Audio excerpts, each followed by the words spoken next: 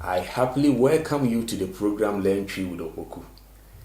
In this edition, we're going to be treating a new topic, and that is what we call phrasal verbs. In Tree, when we talk of phrasal verbs, we mean two or more words that come together to form a single semantic, and the meaning is somehow different from the individual words that form the phrasal verb. For instance, in English, we can say give in. To give in means what? To surrender, or to allow something to what? Take control over you. That is what? To give in. If you look at the individual words, give, that is to give something, and then in, they are somehow different from the meaning that they portray when they come together. We have the same thing also in Tree. In Tree, we have phrasal verbs. And when you use phrasal verbs in Tree, it makes your language very rich. Besides, it also makes your statements very sensible, and somehow it could also make you say something that is offensive. But when you use phrasal verbs, it makes it less offensive.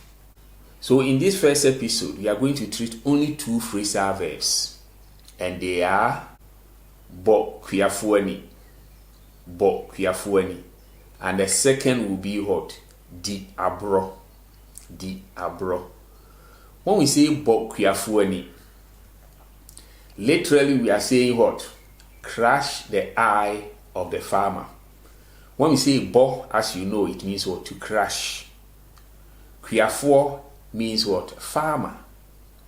Any eye.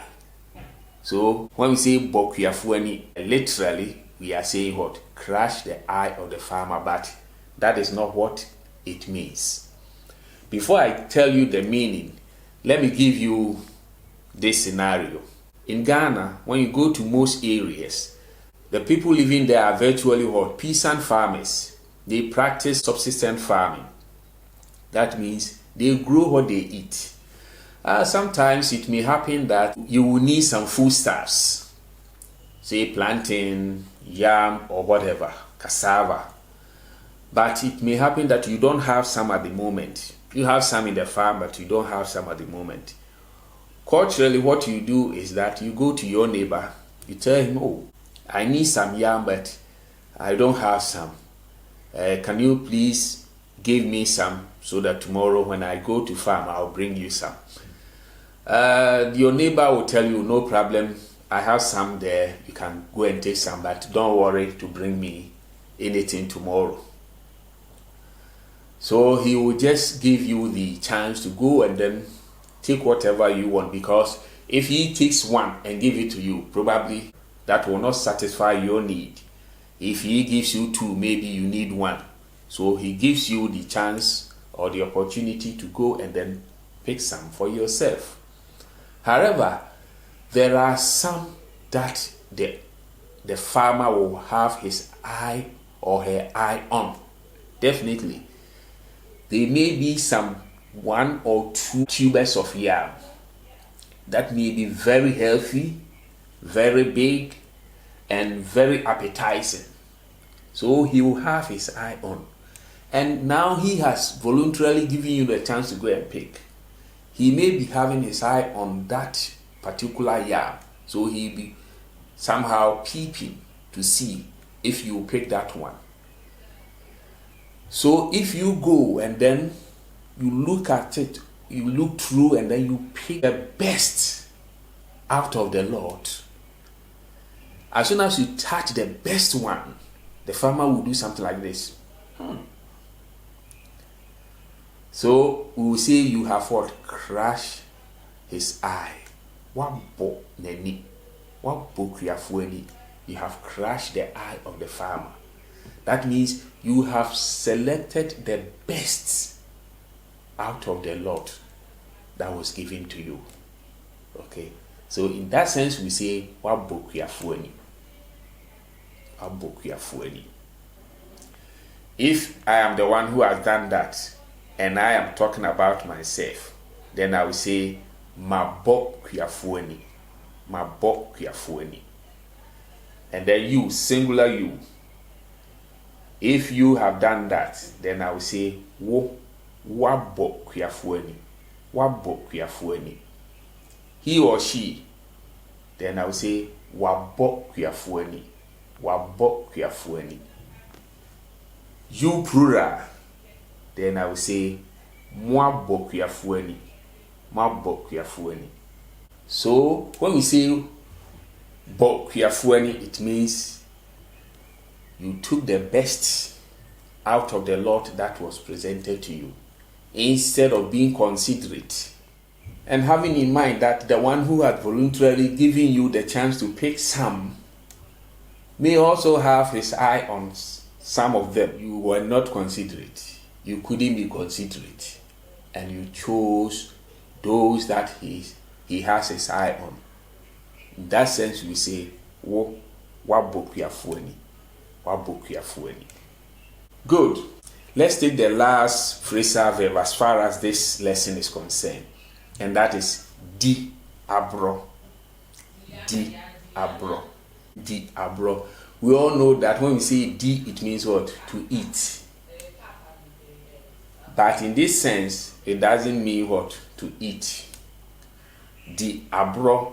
When we say di aborɔ, it means intentionally deprive others.